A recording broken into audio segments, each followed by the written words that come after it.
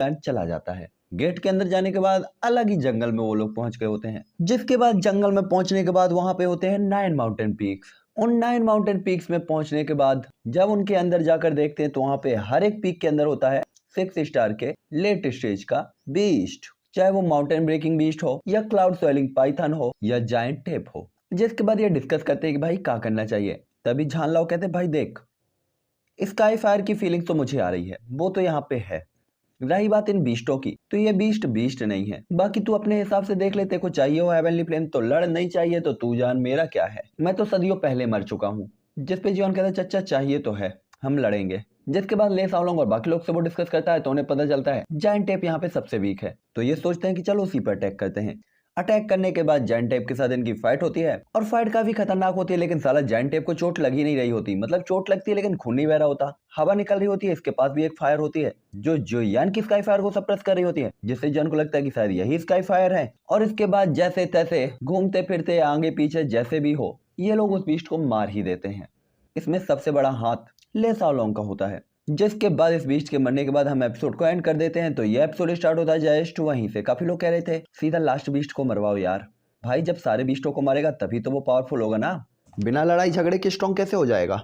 तो राइटर को गाली देते हुए हम लोग इस एपिसोड को एक्सप्लेन करना स्टार्ट करते हैं। चलो, तो इस एपिसोड की स्टार्टिंग में हमें दिखाया जाता है कि माउंटेन पीक के अंदर तेज हवा चल रही होती है और काले बादल छाए हुए होते हैं। लेकिन इस बीस्ट के बढ़ते ही आसमान अचानक से साफ हो जाता है। साफ आसमान अचानक से काला हो जाता है। हालांकि तभी उसी टाइम पे नीचे वापस से जो जायंट टेप होता है उसकी बॉडी में मूवमेंट होने लगती है और वो काफी गुस्से से अपनी आंखें खोलकर जो यानो सभी लोग को देखने लगता है। फिर जिंदा हो गया साला। साथ ही उसकी आंखों में काफी खतरनाक गुस्सा होता है। ये देखकर जियानो बाकी सभी लोग भी काफी हैरान होते हैं। जिसके बाद जियान कहता है इसकी रिकवरी स्पीड तो काफी ज्यादा फास्ट है। साथ ही इसकी बॉडी से ना ही ब्लड निकल रहा है ना ही मांस। ऐसा नहीं हो सकता। अगर ऐसा है तो फिर इसे जिंदा चीज माना ही नहीं जा सकता। इसका मतलब है कि इसे एक गॉड होना चाहिए। लेकिन अगर ये एक गॉड होता तो 6 स्टार के पीक लेवल पे भी ये अपनी एक उंगली से ही लोगों को दबाकर मार सकता था। इस टाइम पे जॉन को ट्रस्ट नहीं हो रहा होता कि ये है कौन सी चीज जो न मर रहा है, न दर्द हो रहा है, न खून निकल रहा है। तभी जॉन अनजाने में जमीन पर नजर डालता है। साथ ही जॉन नीचे जमीन पर देखता है तो चारों तरफ फाइट के निशान थे, जिसका मतलब था कि ये सपना भी नहीं है, यहाँ रियल बैटल हुआ है। जिसके बाद जॉन तुरंत अपना सिर उठाकर कुछ सोचते हुए उसे देखने लगता है और कहता है जमीन में एक बूंद भी ब्लड नहीं, जिसका मतलब है ये रियल जायंट एप नहीं है। और ऐसा कहते हुए जोयान काफी हैरान होता है और कहता है अगर ऐसा है तो फिर शायद यही स्काई फायर है। जोयान की बात और उसके अंदाजे को सुनकर तो सभी लोग हैरान हो जाते हैं कि क्या ये स्काई फायर है। जिसके बाद अचानक जोयान के पैरों में लाइटिंग साइन होती है और जोयान वहां से गायब हो जाता है। साथ ही जोयान अपने बोन विंग्स और लाइटिंग मूवमेंट के साथ काफी ज्यादा फास्ट स्पीड पे ट्रेवल कर सकता था। जिसके बाद अगले ही मूवमेंट जोयान के फिगर जायंट एप के बगल से गुजरती है और जोयान तुरंत ही हल्के से मुड़ते हुए अपने बोन विंग्स से जायंट एप के ऊपर अटैक करता है और जायंट एप इससे बचने के लिए अपने हाथ को आगे की तरफ बढ़ाता है, जिससे उसके हाथ में काफी सारे छोटे छोटे घाव बन जाते हैं और उस पूरे ही घाव से ब्राउन कलर की फ्लेम बाहर निकल रही होती है, लेकिन खून नहीं निकल रहा होता। साथ ही ब्राउन कलर की गैस के निकलते ही अचानक से ही वो चोट पहले से ही ठीक हो जाती है। तभी जोयान कहता वास्तव में ये स्काई फायर है, काफी सॉफ्ट स्काई फायर। जोयान काफी हैरान होता है और इस टाइम पे तो काफी खुश भी होता है कि यार मिल गया रे, मिल गया, डब्लू मिल गया। धमाल पिक्चर में डब्लू ढूंढा करते हैं ना।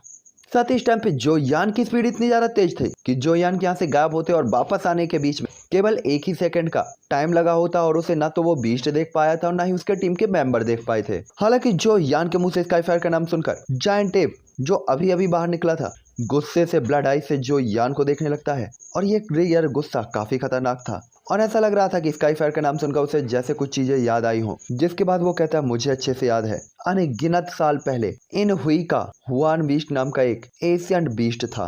साथ ही जब होली ब्राइट मून 9 डेज में एक बार उगता है और जब वो उगता है तो वो बीस्ट एक अजीब ही तरीके से बदल जाता है और 81 दिनों के बाद 9 ट्रांसफॉर्मेशन के बाद वो अपनी साइज को बदलता है और उसमें काफी म्यूटेशंस हो जाते हैं। लेकिन ये अफसोस की बात है कि एशियन बीस्ट को एशियन डिजास्टर में काफी सारे नुकसान का सामना करना पड़ा था, जिसके बाद वो हिस्ट्री में डिस्ट्रॉय हो गए। लेकिन वास्तव में उन बीस्टों में से एक को हेवन का सपोर्ट प्राप्त था और उसके पास ग्रेट चांस था, इसीलिए वो एशियन डिजास्टर में मरने से बच गया।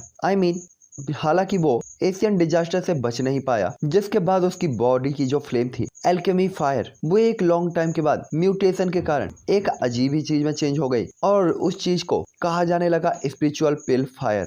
हालांकि ये फ्लेम काफी ज्यादा पावरफुल थी, लेकिन स्काई फायर जितनी पावरफुल नहीं। लेकिन इसके अंदर जो स्ट्रेंथ थी वो थी कि ये काफी तेज स्पीड से किसी की बॉडी की चोटों को रिकवर कर सकती थी। इसीलिए इसे फायर रैंकिंग में 16th पोजीशन पर रखा गया था। साथ ही ऐसा कहा जा सकता था कि इस फ्लेम का पिल रिफाइनमेंट में भी काफी अच्छा इफेक्ट पड़ता था, लेकिन क्या वो अभी भी अननोन था। साथ ही ये बीस्ट जिसके पास स्पिरिचुअल पिल फायर थी, ये सिर्फ इतना था कि एशियन डिजास्टर के टाइम पे इसने भी अपने दिमाग को खो दिया था।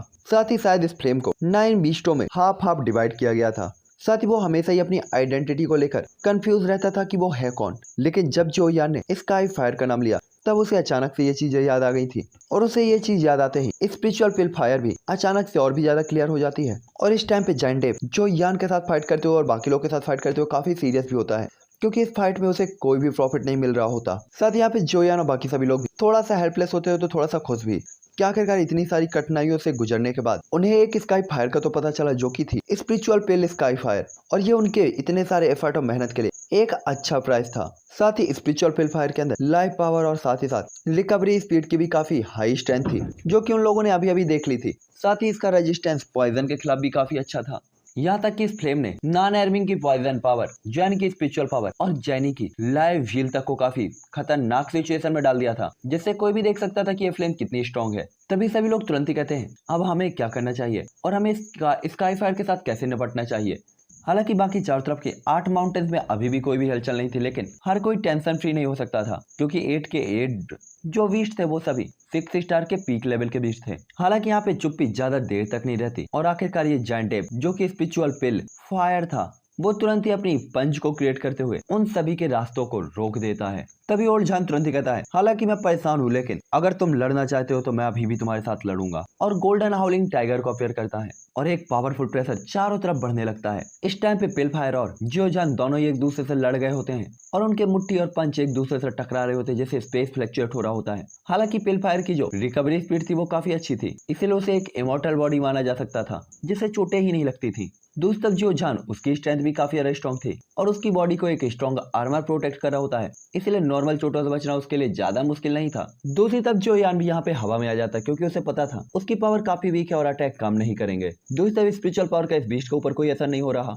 इसलिए जो यान का यहाँ पे फाइट करने का कोई भी मोटिव नहीं था। लेकिन जॉन अभी भी देखना चाहता था कि उसके जो बोन विंग्स है वो कितने ज्यादा खतरनाक और शार्प है, इसलिए जॉन अपने बोन विंग से इस बीस्ट के ऊपर अटैक करना चाहता था। जिसके बाद जॉन स्पीड से अपने बोन विंग्स के साथ इस बीस्ट के ऊपर अटैक करता है, जिससे उसकी बॉडी में काफी कट लगते हैं और गैस निकलने लगती है।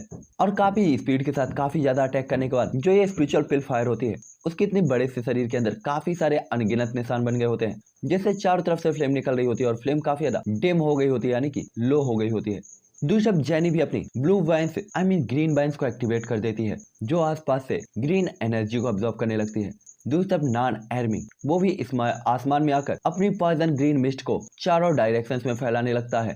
दूसरी तरफ जिंग वो भी काफी स्पीड के साथ अपने ट्विन ब्लेड्स को घुमाते हुए आसमान से इस बीस्ट के ऊपर बार बार अटैक कर रही होती है। तो दूसरी तरफ फेंग फेंग भी कहाँ पीछे रहने वाला था, वो भी अपने स्टॉर्म्स को क्रिएट करते हुए इस बंदे के ऊपर अटैक करने लगता है। साथ ही उसका जो स्टॉर्म था वो काफी तेज से हेवन और अर्थ के बीच में घूम रहा होता है और आसपास की एनर्जी को अब्सॉर्ब कर रहा होता है, जिससे तो स्काई का कलर चेंज होने लगा होता है। दूसरी तरफ ले साओलोंग, उनके ब्लेड्स भी छिपे हुए होते हैं और वो किसी भी टाइम पे खतरनाक अटैक करने के लिए रेडी थे, और इन सभी के अटैक एक साथ उस स्काई फायर को हिट करते हैं। हालांकि जो ये स्काई फायर थी इसके पास काफी स्ट्रॉन्ग रिकवरी स्पीड थी, लेकिन इतने सारे अटैकों के साथ ये तो कंफर्म हो गया था कि ये काफी हैवीली इंजर्ड हो जाएगी। साथ ही इतने सारे अटैकों के कारण होता भी वही है, लेकिन इससे ये स्काई फायर काफी नाराज हो गई होती है और हेवन की तरफ सिर करते हुए काफी जोर से रोर करती है, और पूरी की पूरी स्काई फायर फ्लेम में बदल जाती है, और काफी सारे साउंड सोनिक वेव्स चारों तरफ एयर में फैलने लगते हैं। और इसके सामने जो या उसके बोन विंग्स अचानक से फ्रीज से हो जाते हैं, और उसकी मूवमेंट थोड़ा सा धीमी हो जाती है।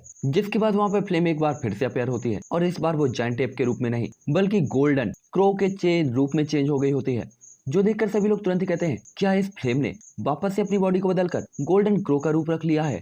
साथ ही इस टाइम पे इस बीस्ट ने जैनी के ग्रीन बाइंस को भी डिस्ट्रॉय कर दिया होता है, जिसके बाद जैनी तुरंत ही कहती है इतनी तेज स्पीड जो कि 9 टेल डेमन फॉक्स के पास होती है, ये बिल्कुल एक popular burning sky golden crow की तरह लग रहा है। हालांकि इस टाइम पे जीइंग और नॉन एयरविंग दोनों के ही अटैक इस पिलफायर के काफी ज्यादा नजदीक पहुंच चुके होते हैं, जहां नॉन एयरविंग का पॉइजनस स्पीयर और जीइंग की डबल ब्लेड जैसे ही इसे टकराने वाले होते हैं कि तभी इस फ्लेम की बॉडी से वापस से फ्लेम्स रिलीज होने लगते हैं और ये क्लाउड सॉइलिंग पाइथन में बदल जाता है।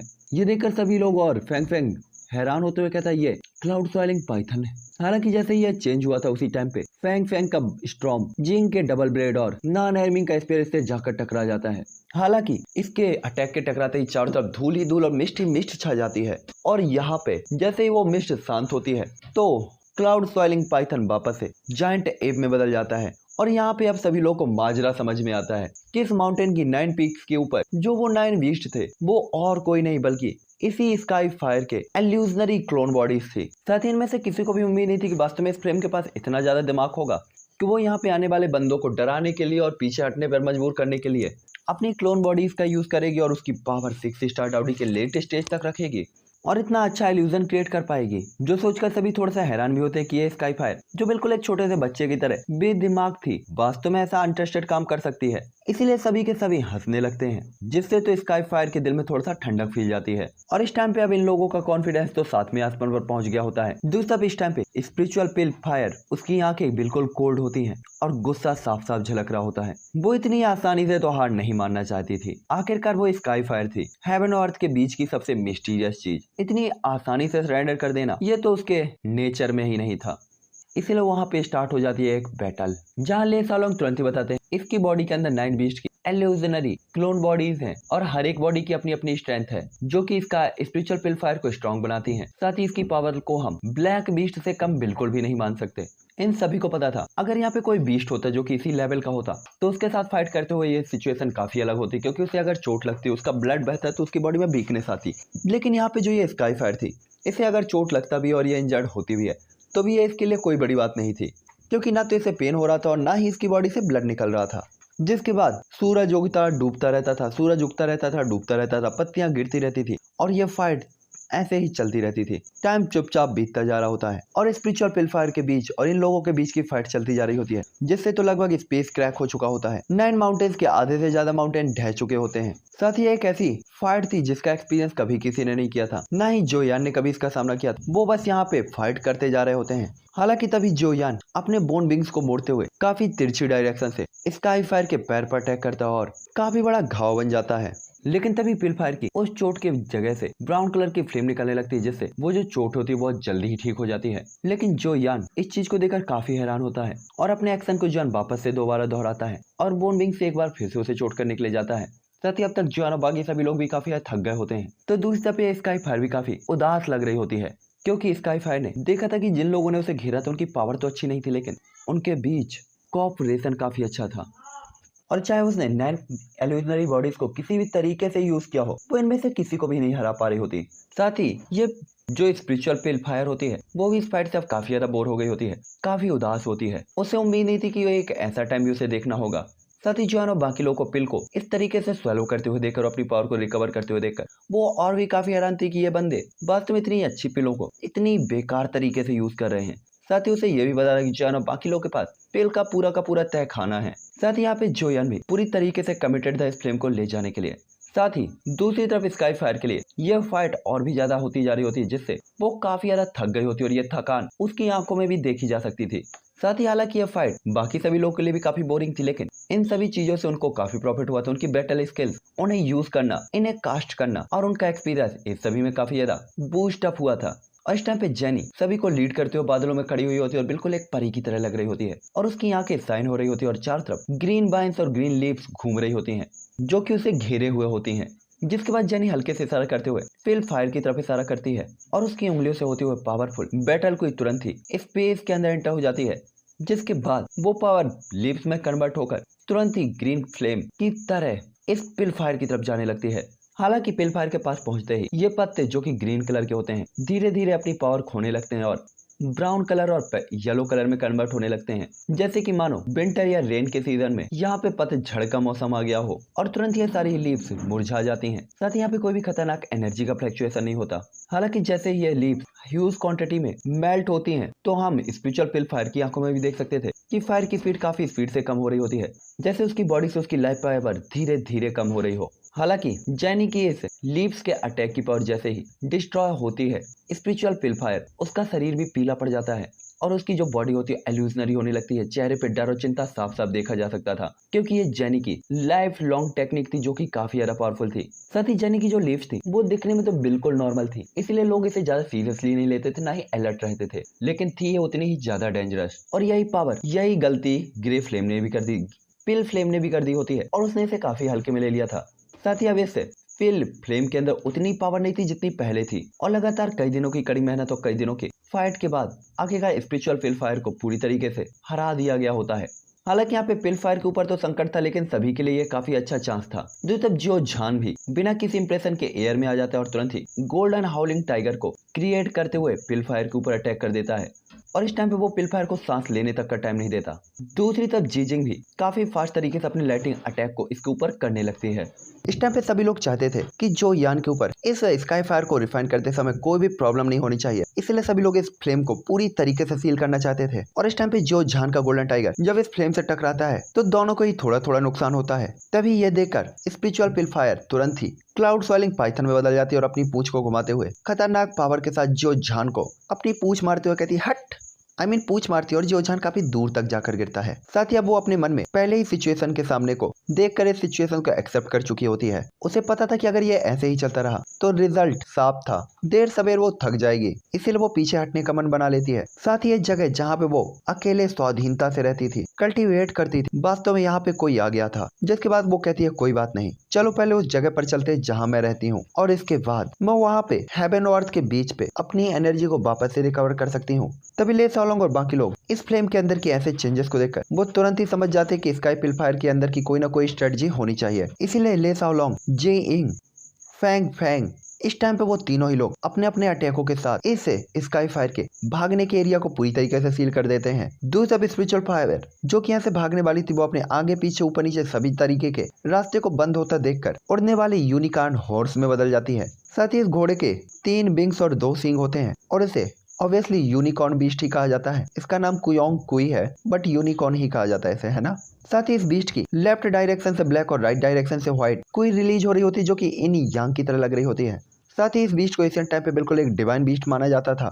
जिसके बाद यूनिकॉर्न बीस्ट की बॉडी से निकलने वाली ब्लैक और व्हाइट कोई फैंग फैंग और ले सालोंग के अटैक को डिस्ट्रॉय कर देती है। जिसके बाद वो बीस्ट तुरंत ही अपनी बॉडी को चेंज करते हुए 9 टेल डेमन फॉक्स में बदल जाता है और काफी स्पीड के साथ आगे की तरफ भागने लगता है, जो देखकर सभी लोग कहते हैं इतनी तेज, क्या मिस्टीरियस पावर है। दूसरी तरफ ये स्काई फायर जहाँ वो इतने सालों से थी, उस एरिया को देखते उसकी आंखें अचानक ही साइन होने लगती है, और उसे उम्मीद थी कि वहां पे जाकर वो अपनी एनर्जी को वापस से रिकवर कर सकती है। इसीलिए काफी एक्साइटेड तरीके से वो उस डायरेक्शन की तरफ बढ़ रही होती है। साथ ही वही उसकी एकमात्र उम्मीद भी थी। हालांकि उम्मीद केवल उम्मीद ही होती है और रियलिटी हमेशा रियलिटी होती है। जो यान के बोन बिंग्स उसकी स्पीड से काफी तेज थे, जिसके बाद जोयान स्काई पिल फायर के सामने से गुजरता है। दूसरी तरफ नान एर्विंग भी अपनी स्पीड के साथ वहां पे ग्रीन पाइथन के सिर पर चढ़कर पहुंच गया होता है, और इस टाइम पे एम्बेरेस तरीके से हंसते हुए इस फायर को देख रहा होता है। और इस टाइम पे नान एर्विंग के अचानक से पैर हो जाने से स्पिरिचुअल पिल फायर की आखिरी उम्मीद भी खत्म हो गई होती है। तभी जॉन स्माइल करते हुए कहता है, नान एर्विंग तुम्हें कैसे पता चला कि ये ऐसा करने वाली है। तभी नान एर्विंग कहता है, मैंने इसकी मूवमेंट से पहले ही फील कर लिया था कि इसकी पावर काफी लो हो चुकी है और शायद ये अपनी पावर को गैदर करने के लिए वापस से अपनी ही जगह पर लौटेगी, इसीलिए मैंने उस जगह को पहले ही सील कर लिया होता है। तभी ये स्काई फायर अपनी 9 पूंछों को हिलाकर आगे बढ़ने ही वाली थी कि तभी ये नान एर्विंग की तरफ गुस्से से देखती है, जैसे इसने मारने के लिए नान एर्विंग को सबसे पहले चुन लिया हो। हालांकि स्काई पिल फायर या कि स्पिरिचुअल पिल फायर जिसे पहले अपने बारे में नहीं पता था,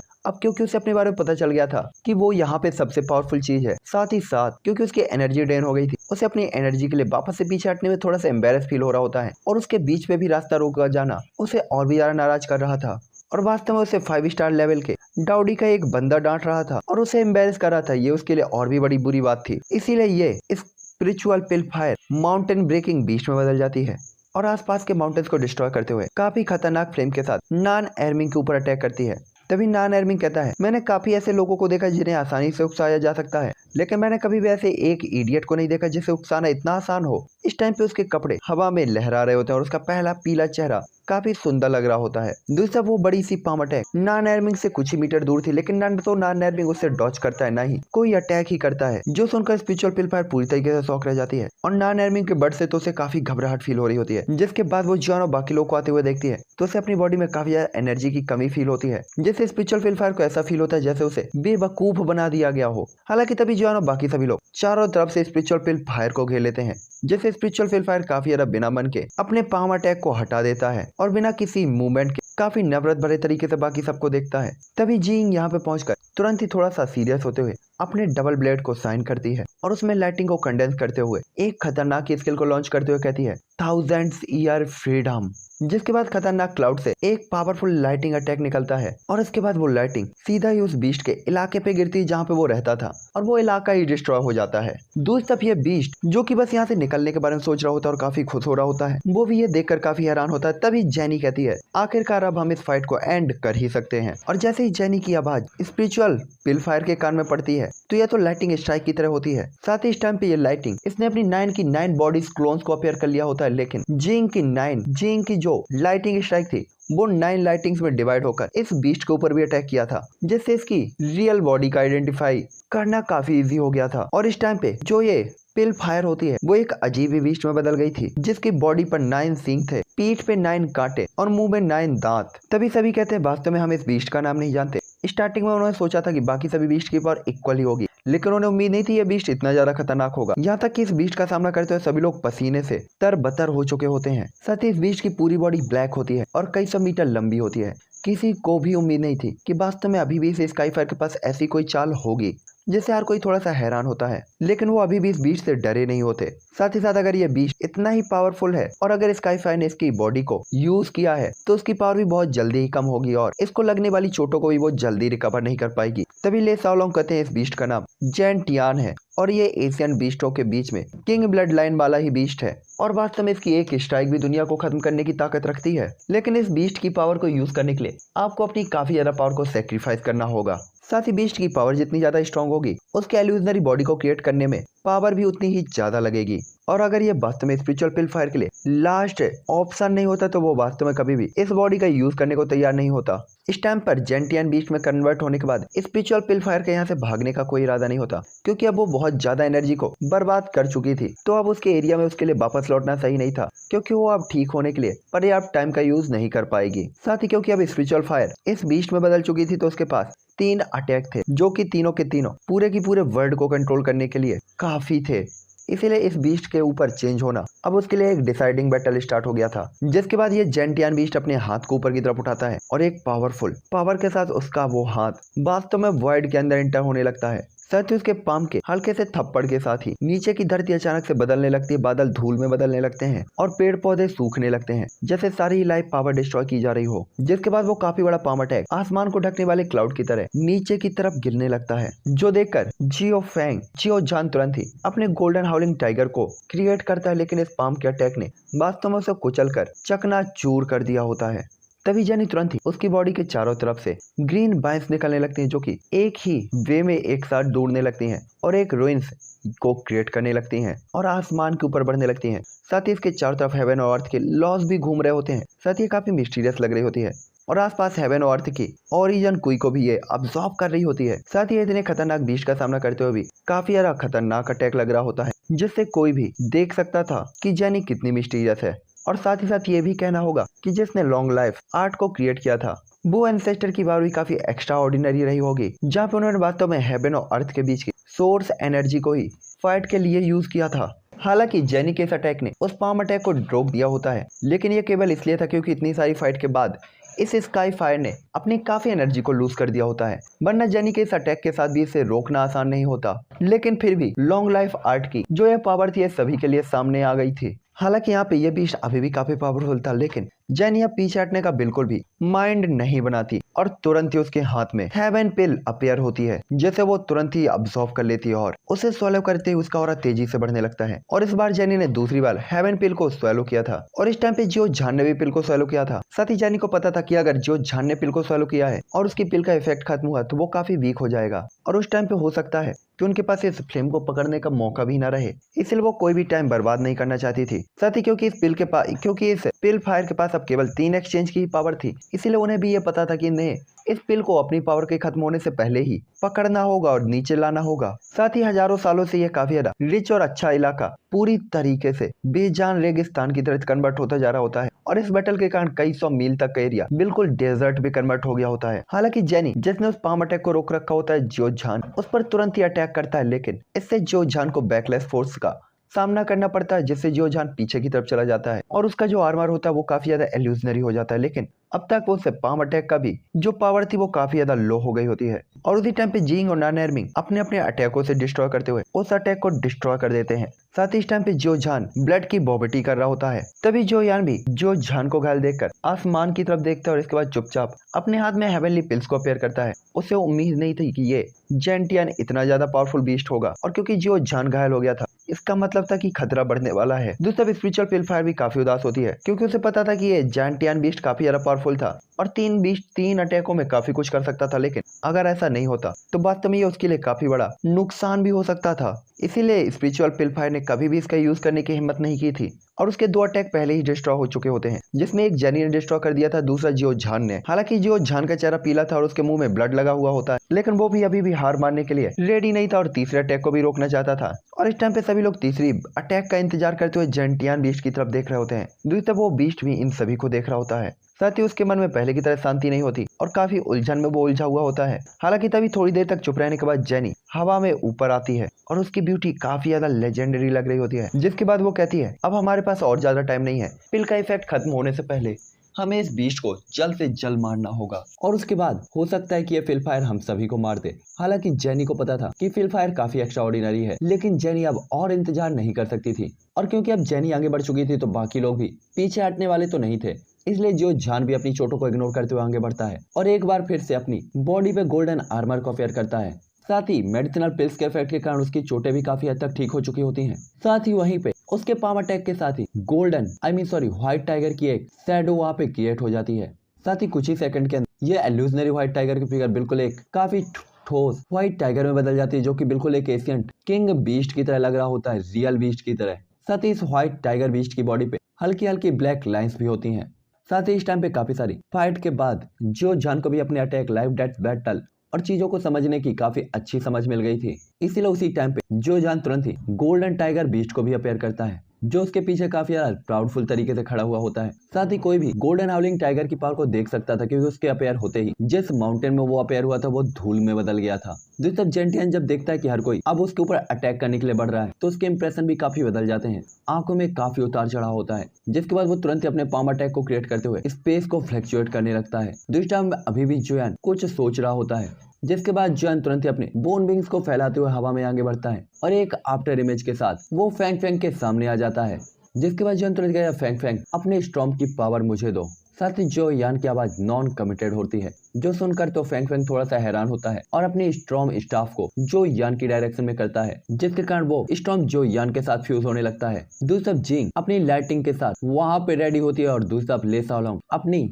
स्टार लाइट के साथ फ्यूज हो चुका होता है। नानएर्मिंग अपने पॉइजनस पाइथन के साथ और सभी अपनी बॉडी की बची हुई पूरी की पूरी फाइटिंग स्किल को, फाइटिंग क्विक को एक साथ मर्ज करने लगते हैं, जिसके बाद जॉन के चारों तरफ घूम रहे वॉर्टेक्स के अंदर या कि भंवर के अंदर सभी लोग अपनी अपनी पावर्स को डालने लगते हैं। दूसरी तरफ जो यान को देखते हुए सभी लोग काफी हैरान भी होते हैं क्योंकि जॉन अपने बोन विंग्स का यूज करते हुए काफी ज्यादा स्पीड के साथ एक काफी ज्यादा फास्ट स्पीड का वॉर्टेक्स यानी कि भंवर या कि स्टॉर्म क्रिएट करना चाहता था और वो 4 5 स्टार डाउडी लेवल के वॉरियर्स की पावर को एक साथ फ्यूज करना चाहता था, जबकि जॉन मात्र एक 3 स्टार डाउडी लेवल का वॉरियर था और 4 5 स्टार लेवल के डाउडी वॉरियर की पावर को एक साथ मर्ज करना ये जोयान के लिए बिल्कुल एक पागलपन वाला थॉट था और समझ में नहीं आ रहा था कि जॉन इससे इतनी सारी एनर्जी को कंट्रोल कैसे कर पाएगा।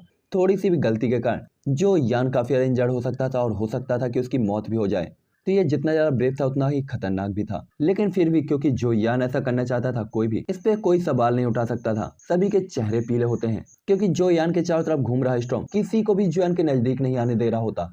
और इस टाइम पे सभी की नजर जुआन के ऊपर टिकी हुई होती है और छाती ऊपर नीचे हो रही होती है। इस टाइम वॉर्टेक्स के अंदर जो यान का भी चेहरा पीला पड़ गया होता है, जैसे उसकी बॉडी में खून ही न बचा हो। उसके कपड़े पसीने से भीग गए होते हैं और उसकी बॉडी से कसकर चिपके हुए होते हैं। हालांकि जुआन में ब्रेवरी की पावर तो कभी भी कम नहीं थी, चाहे वो जब जूझे रहा हो और डू एम्परर के साथ फाइट की हो, चाहे कितने भी पावरफुल वॉरियर्स उसके सामने रहे हों, जुआन कभी भी उनसे फाइट करते हुए नहीं डरा था। लाइफ डेथ के बैटल लड़े थे और हमेशा ही सभी को सरप्राइज किया था।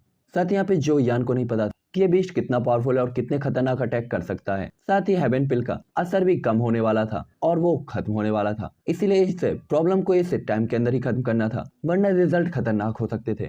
और उसके दिमाग में केवल यही एक तरीका था जिसके सक्सेसफुल होने के 70% चांसेस थे। जिसके बाद जॉन अपनी स्पिरिचुअल पावर का यूज करते हुए इस पूरे ही वर्टेक्स के अंदर चारों लोगों की एनर्जी को बड़ी मुश्किल से स्टॉर्म के साथ एक साथ फ्यूज होकर कंट्रोलेबल तरीके से चलने के लिए कंट्रोल करता है।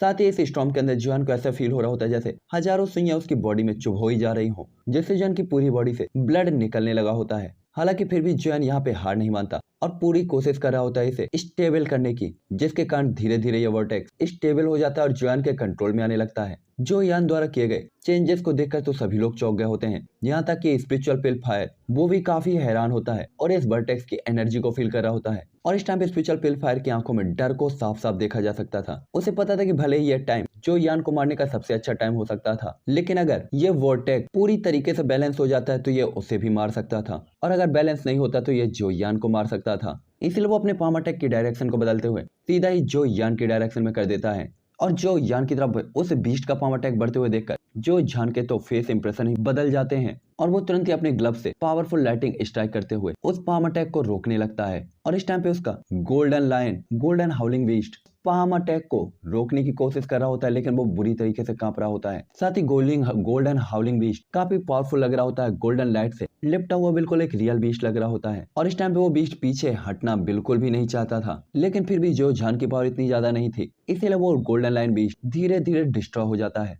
और हवा में गायब हो जाता है। और उसके डिस्ट्रॉय होते ही जो जान भी ब्लड की वॉमिटिंग करता है, क्योंकि उसकी पावर उससे जुड़ी हुई थी। लेकिन जो जान अभी भी पीछे नहीं हटता और तुरंत ही अपनी बॉडी में गोल्डन आर्मर को क्रिएट करते हुए आगे उस पाम अटैक के साथ सीधा ही लड़ने के लिए बढ़ जाता है। और इस टाइम पे जो यान को टाइम देने के लिए अपने आप को शील्ड के तौर पर यूज कर रहा होता है। और इसके बाद जो जान तुरंत ही अपने पाम अटैक पंच से उस पाम अटैक पे अटैक करता है, जिससे वहां पे एक पंच के साथ शील्ड क्रिएट हो जाती है। और जो जान का पंच काफी चौंकाने वाली पावर के साथ था, लेकिन पाम अटैक से टकराते ही उसके पंच में जो शील्ड क्रिएट हुई थी उसपे अनगिनत क्रैक्स आने लगते हैं और वो धीरे धीरे डिस्ट्रॉय हो जाती है। और इसके बाद जो जान नीचे की तरफ गिरता है और उसकी चेस्ट पे एक पाम अटैक बना हुआ होता है, जिससे उसकी छाती थोड़ा सा नीचे की तरफ ढकी हुई होती है और वो ब्लड की वॉमिटिंग कर रहा होता है और पावरलेस हो गया होता है। जिसके बाद वो पाम अटैक थोड़ा देर के लिए रुकता है और वापस से नीचे आने लगता है, लेकिन इसकी स्पीड अब धीमी थी क्योंकि जियो जान के साथ टक्कर में इसकी एनर्जी काफी ज्यादा यूज हो गई थी। तभी जैनी जियो जान को इंजर्ड देखकर तुरंत ही उसके हाथ में एक व्हाइट कलर का फ्लावर अपेयर होता है और इसके बाद वो तुरंत ही कहती है बहुत हुआ।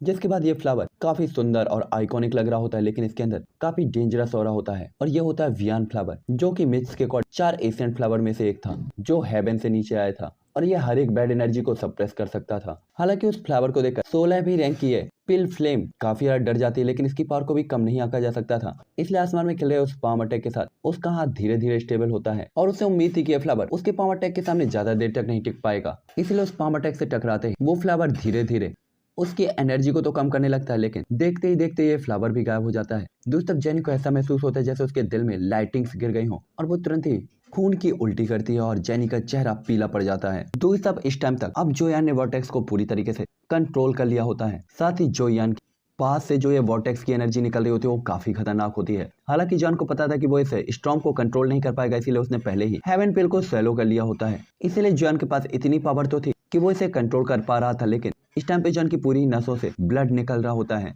जिसके बाद जॉन तुरंत ही उस वर्टेक्स से उस बड़े से पाम अटैक की तरफ अटैक करता है और जैसे ही पाम अटैक और वर्टेक्स एक दूसरे से टकराते हैं, स्पेस में काफी बड़ा फ्लक्चुएशन होता है।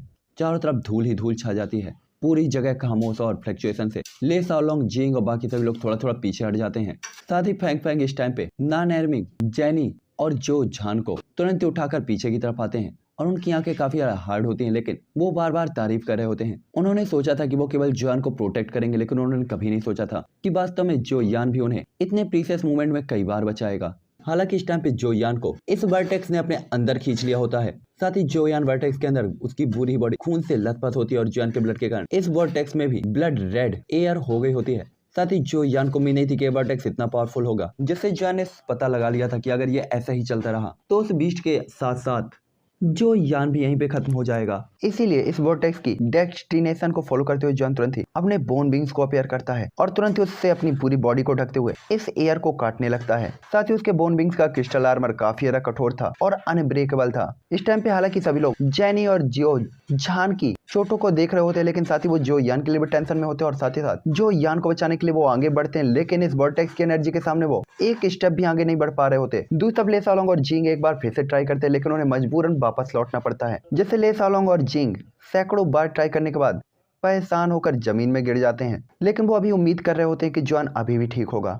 और इस टाइम पे दूसरी तरफ वोर्टेक्स के अंदर जोयान के बोन विंग्स और उसकी स्काई फायर जोयान को प्रोटेक्ट कर रही होती है, जिसके बाद जोयान तुरंत ही अपनी पूरी पावर के साथ वोर्टेक्स के ऊपर की तरफ उड़ने की और शीर्ष तक पहुंचने की कोशिश करता है, क्योंकि वही एकमात्र जगह थी जहां से जोयान वोर्टेक्स से बाहर जा सकता था। हालांकि ऊपर पहुंचते ही जोयान को खींचने वाला सक्शन फोर्स कई गुना ज्यादा बढ़ जाता है, जिससे जोयान की स्पीड काफी कम हो जाती है। साथ ही जोयान को पता था कि वोर्टेक्स अब अपना कंट्रोल खो चुका है, लेकिन जोयान अभी भी हार मानने को रेडी नहीं होता। साथ ही जोयान के हेवन पिल का इफेक्ट भी खत्म होने वाला होता है, इसलिए जोयान गुस्से से तुरंत ही चिल्लाता है और उसकी आंखों से उसकी सियान फ्लेम यानी कि कैओस वाली फ्लेम रिलीज होने लगती है और जोयान तुरंत ही अपने हाथों में एंग्री बुद्धा लोटस को क्रिएट करने लगता है, जिससे जोयान नीचे की तरफ इशारा करते हुए कहता है जाओ, और उस लोटस को जोयान तुरंत ही नीचे की तरफ भेजते हुए अपने बोन विंग्स को फैलाता है और एक आफ्टर इमेज को छोड़ते हुए उस वर्टेक्स से बाहर आ जाता है। दूसरा इस टाइम पे पिलफायर को तो इसके बारे में पता ही नहीं होता कि जोयान के वर्टेक्स के अंदर वास्तव में कोई एंग्री बुद्धा लोटस भी है, लेकिन उसे फील हो रहा होता है जैसे वो दो अननोन पावर से टकरा रही हो, जिसके बाद एक खतरनाक ब्लास्ट होता है और सब कुछ ब्लास्ट होने लगता है। और इस टाइम पे जोयान पहले ही आसमान के 1000 फीट ऊपर तक आ चुका होता है और जोयान के बोन विंग्स पहले ही उसे कवर किए हुए होते हैं। और इस टाइम पे जोयान की स्काई फायर और बोन विंग्स के प्रोटेक्शन के साथ जोयान अभी भी सेफ था। दूसरी तरफ जमीन में ले सालोंग और बाकी लोग बैटल एरिया से काफी दूर थे, लेकिन वास्तव में इसकी बैकलेस से उन्हें भी इफेक्ट पड़ा होता है। और इस टाइम पे उन सभी ने अपने अपने सामने शील्ड बना रखी होती है और इस टाइम पे सभी लोग इस ब्लास्ट और फ्लक्चुएशन को देखकर काफी हैरान होते हैं। उन्हें लग रहा होता है कि कहीं जोयान इससे इंजर्ड ना हो गया हो, लेकिन जैसे ही वो हवा में आसमान के ऊपर एक छोटे से ब्लैक डॉट को देखते हैं तो थोड़ा सा रिलैक्स फील करते हैं। तभी जोयान भी थोड़ा सा वीक होकर बाकी सभी लोगों के पास आता है और इस टाइम पे जोयान की थकान को देखा जा सकता था। तभी जिंग तुरंत कहती है जोयान क्या तुम ठीक हो, कहीं तुम्हें चोट तो नहीं लगी? और जोयान को ठीक देखकर वो काफी रिलैक्स फील करती है और कहती है मैं तो बहुत डर गई थी। जिसके बाद नान एरमिंग तुरंत ही कहता है हमने इस जगह को पूरी तरीके से खोज लिया है, लेकिन उस वर्टेक्स के ब्लास्ट के बाद हमें कहीं पे भी स्काई फायर नहीं मिली। क्या ऐसा हो सकता है कि इस वर्टेक्स की पावर काफी ज्यादा थी और स्काई फायर उससे डिस्ट्रॉय हो गई हो? जिस पे जोयान ले सालोंग कहते हैं स्काई फायर को डिस्ट्रॉय नहीं किया जा सकता। जिसके बाद वो तुरंत ही एक डायरेक्शन की तरफ इशारा करते हुए कहता है वहां, और वहां पे एक इल्यूजनरी शैडो बिना किसी मूवमेंट के तैर रही होती है। साथ ही उसका ऑरा काफी ज्यादा वीक लग रहा होता है। तो फैंग फैंग उसी डायरेक्शन में देखता है जहाँ पे जोयान ने इशारा किया था, तो वो तुरंत ही कहता है क्या ये स्काई फायर है? उसे विश्वास नहीं हो रहा था कि ये ऐसी हालत में है। तभी जोयान कहता है हाँ मेरी बॉडी में एक स्काई फायर, इसीलिए मैं इसे फील कर सकता हूँ। और पहले स्टॉर्म के कारण वो अब काफी ज्यादा थक चुकी है और पूरी तरीके से वीक हो चुकी है और अब चाहे कुछ भी हो ये फाइट पूरी तरीके से एंड हो चुकी थी और आखिरकार अब ये स्काई फायर जोयान को मिलने वाली थी। तो इसी के साथ अब ये